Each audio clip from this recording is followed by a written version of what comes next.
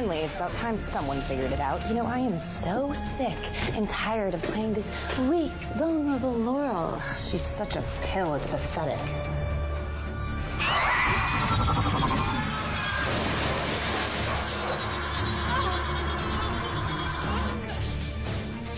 You know, the one problem with my ability is that I can never hear my poor little victims scream.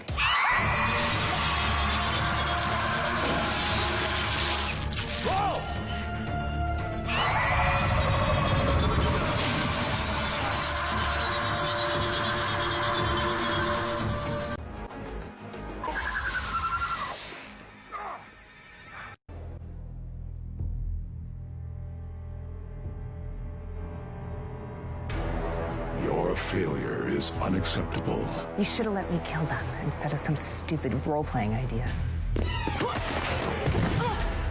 It is not your place to question my agenda. Your freedom, your life is contingent on following my orders.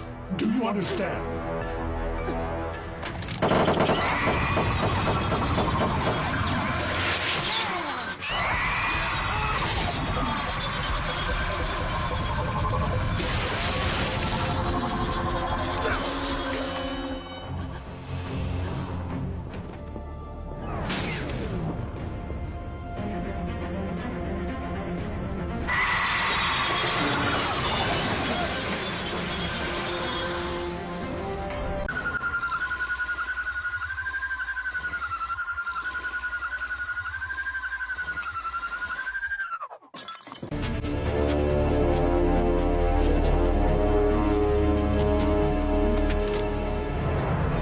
Oh, I thought you'd be someone else. Disappointing.